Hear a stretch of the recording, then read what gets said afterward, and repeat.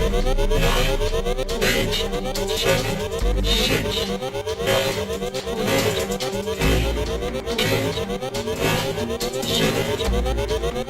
guys, Pete here from the Game On AUS team with my Star Wars Battlefront 2 review. You know what? What can I possibly say about this game that hasn't already been yelled? Actually, that's not a bad place to start. EA has, whether it deserves it or not, always copped a lot of abuse from the gaming community. Big corporations are an easy target because they're faceless. This time though, EA has a face, and that face is Star Wars Battlefront 2. Now, I must admit, I too joined in the chorus of boos from the wider gaming community when we first began hearing about how the whole microtransaction system would work. However, behind the boos in my head was a little Star Wars fan who was trying desperately to be heard. And as the boos steadily quietened down, this little fan grew louder. He had a question. What if the whole microtransaction fiasco never actually happened? It was a fair question, and it led to a heap of others. With the same Star Wars fan in me who whooped with excitement when he found out this one was getting a campaign mode, have still bought the game. What if the campaign mode was actually pretty good? What if they had made improvements to the multiplayer? Remember how many hours you sunk into Battlefront 1, Pete? So, when I was presented an opportunity to review this title, I donned my Jedi robe and dove headfirst with the promise I would approach it from the what-if perspective that I actually should. And you know what? What I found actually made me pretty sad. Sad because this is a genuinely beautiful and enjoyable game that tickles every Star Wars bone in my body.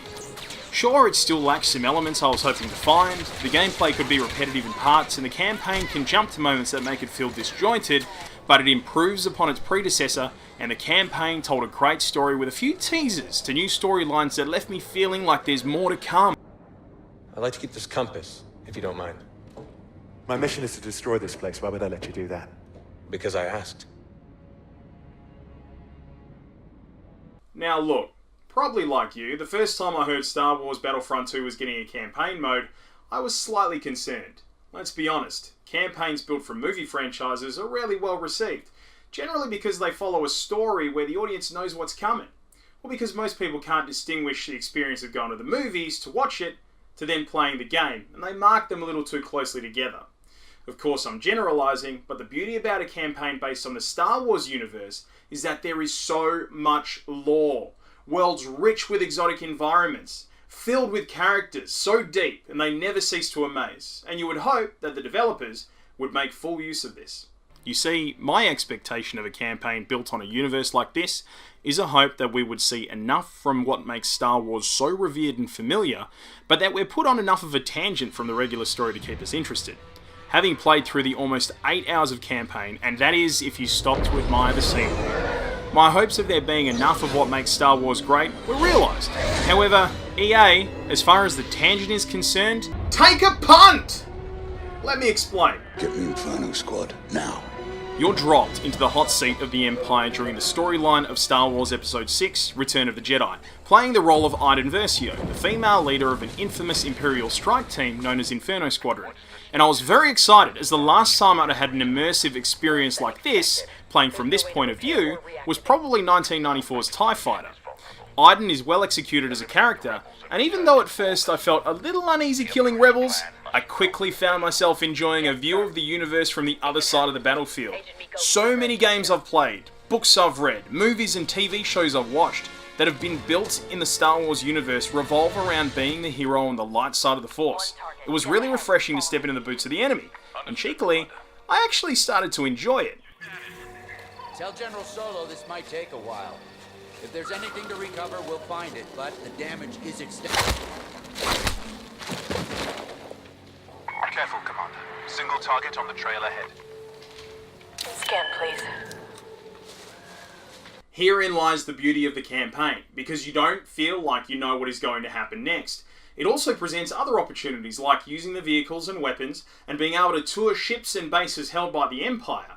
Usually you're running through these places trying not to get shot, rather than enjoying and exploring them. It wasn't long though before you started to see the cracks in this particular theme of the story appear.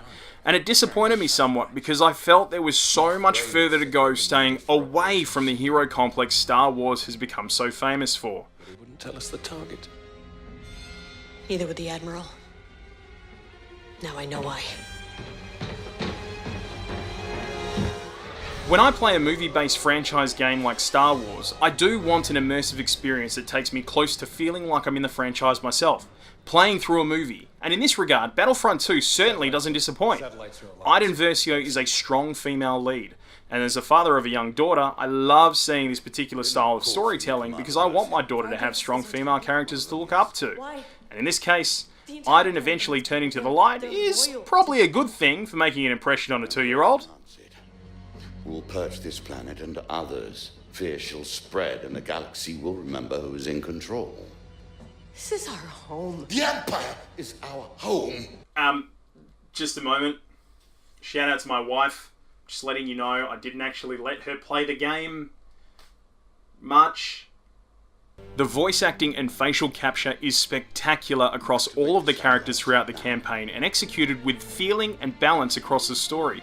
There are peaks and troughs in the emotions you feel, joy, pain, and humour, and even a little romance at the end as you generally come to expect with Star Wars. But keep this in mind, the story doesn't end at the kiss, and for that I must say thank you to everyone behind this campaign, because what happens after completely blew me away. There's also no shortage of being dropped into the boots of some of Star Wars' most famed characters, including Lando Calrissian, Han Solo, Luke Skywalker, and Leia Organa. Most of the time, the cuts to these parts of the story can feel a little clunky, like they've almost just been thrown in there to give some really quick context to what will happen later in the campaign, but they did provide moments where I laughed out loud. The awesome banter between Triv and Lando, for example. Hey, can you move? Your cape isn't like that. I know. You have no sense of personal space. But I have a great sense of style. In terms of gameplay, the balance of the story is the usual kill X amount of enemies to unlock Y progression. There are moments where the game leads you to believe you can stealthily drop those enemies, but a lot of the time there wasn't really any point in doing so when lobbing a grenade and alerting everyone, then raining down fire with your weapon, hiding, ducking, weaving, and doing it again would suffice. However, there are some extraordinary battlefields that you do get to visit as you do this, particularly towards the end of the campaign, that make you forget about the repetitive quality of the run and gun. Whether that is a detriment to the overall perception of the game is yet to be felt. Where this game truly shines, however, is up in the air. The X-Wing and TIE Fighter battles are as expansive as ever. It's hard to put into words that feeling you get as you survey the scale of ships and fighters around you, as you maneuver your craft through the clouds of Bespin, amongst giant floating balloons, only to realise they're actually living creatures. Take a look at all these buildings. Or as you chase an interceptor down your sights. It's just classic Star Wars and classically good. The controls are responsive and there is plenty in the way of cards and primary and secondary weapons to keep the way you approach a field of enemies different from one fight to the next, if you want to take the time to do so. You see, the use of cards, perks and weapons crates where you could interchange your loadout generally felt redundant, as I was fine most often just using what the default loadout of that level had given me. Hey, by the way, pro tip, if you're playing on PC, the default bindings often had me struggling or stretching for a few of the keys that you had to use, especially G, which is the go-to key for activating most key points of interaction on the map. But this isn't a game changer as it's easily fixed by rebinding the keys. All in all, the campaign, whilst feeling a little repetitive and a touch expected in how it turned out, is enough for me to pay the price of admission. The environments are bright and colourful, the characters are well acted and executed, the weaponry and vehicles are plentiful, and only Star Wars can give you that incredible feeling you get as you are surrounded by the ever-recognisable sounds and sights of the universe that has captivated our imaginations over 3 generations. So, just trying to think, is there anything else? Oh yeah, multiplayer. In multiplayer, there are 6 different modes. Strike, where 2 teams of 8 compete in objective-based scenarios, good for those who like a little more strategy in their fight. This was a standout for nights when my mates and I managed to get ourselves online at the same time. There's Blast, for those who love fast-paced, close-quarter combat. Starfighter Assault, where 2 large-scale teams are put into fighters, bombers, interceptors, and hero ships like the Millennium Falcon or Boba Fett's Slave 1. This was by far my favourite multiplayer mode, but more on that later. Heroes vs Villains, 4-on-4 team battle where you can live out your dream duels between Star Wars' most powerful heroes and villains. Which would have been awesome if there were enough people to actually play the thing. No, seriously, there were a lot of times where I was actually twiddling my thumbs, waiting to enter a match in Heroes and Villains. Oh, you don't believe me? Watch.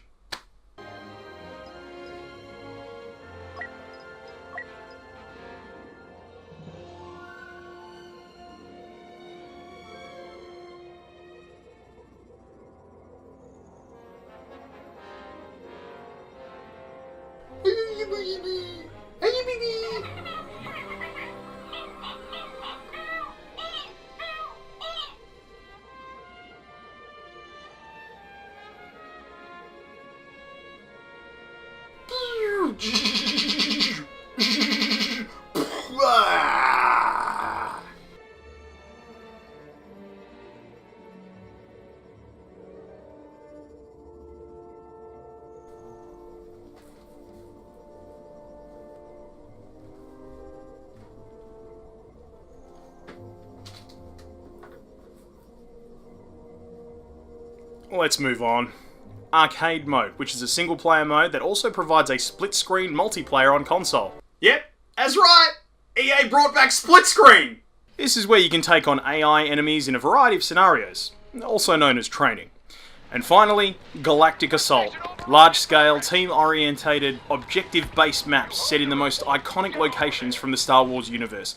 You can pilot vehicles, choose from 4 different trooper classes, call in reinforcements, and basically live out your fantasy of being a hero. Or a villain.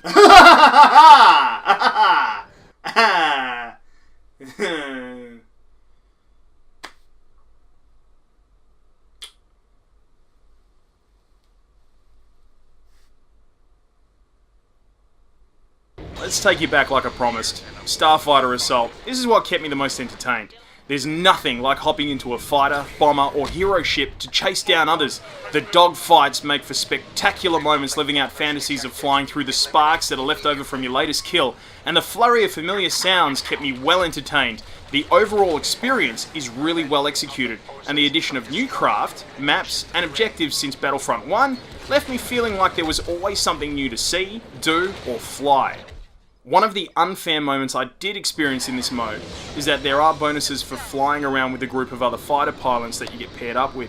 This is great if you can consistently get your own squad together, have team chat or Discord or TeamSpeak, but feels a little unbalanced during solo queue as most of the time everyone is off doing their own thing. For the ultimate all-round feeling though, Galactic Assault is where it's at. As traditional as it is, the 4 basic classes, Assault, Heavy, Officer and Specialist, each bring their own unique abilities and weaponry to the battle, but do it in such a way that never makes any one of them feel more or less important to the fight. I was pumped to see that the new reload mechanic I hadn't encountered whilst playing through the campaign was also present during multiplayer. This added a minor layer of depth to the gameplay, as it enhances the experience of approaching each gunfight. If you let your gun overheat, instead of hitting reload to cool it down early, you get a skill-based opportunity at a faster reload, or even a short bonus window if you hit the mark right, where your shots don't overheat your weapon at all. I was also pumped to see that the random hero and villain spawn icons have been done away with. Instead, you now have to earn enough battle points from your in-game performance until you have enough to spend on upgrading your trooper to an iconic character. This again adds to the strategy of Galactic Assault, because as overpowered as these characters can feel, you still have to think about your timing when spending the points to bring one of them into the match. I'll be waiting on some balance from EA regarding these characters being used in multiplayer though. There's nothing worse than turning a corner to come face to face with Darth Maul when you're a lowly trooper. The good news is that only one of these can be on the field at any given time. By the way, if you can't be bothered gathering enough points to reach a hero or a villain, or maybe just aren't that skilled, there are cheaper spends on vehicles and more powerful troopers. Okay, let's all take a breather. Breathe in and out. Breathe in and out. Because I'm about to talk about progression. It's no secret that the progression in Star Wars Battlefront 2 has been the most panned system of our time. It needs a major overhaul.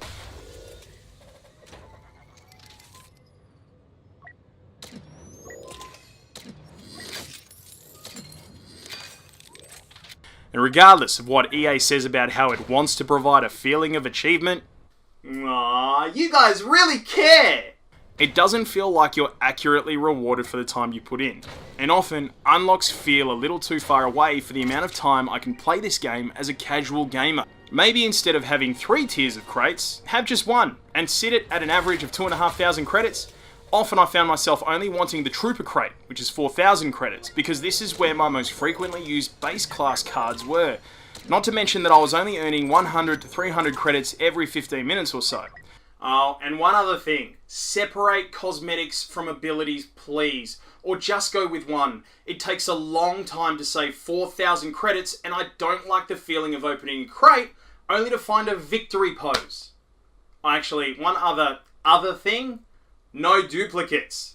Look, enough has been said about the loot box controversy from every corner of the industry, so I don't have to go too deep into it. That aside, I want you to cut EA some slack.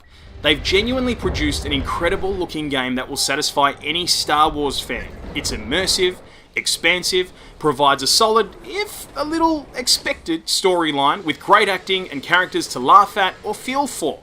To top it off, EA is promising plenty of free DLC, and the addition of factions have added something extra to play the game for. By the way, I know what I said about being on the dark side in the campaign. If you're looking for a faction, I caved and went with the good guys. This game is worth the entry fee, and in a lot of cases you can get it even cheaper, but for $80 AUD, you get a lot of bang for your buck. Thanks for watching. Don't forget to leave us a comment if you've either played the game, are playing the game, or are yet to decide whether or not you're going to get the game. Has it swayed you either way? And tell us your thoughts.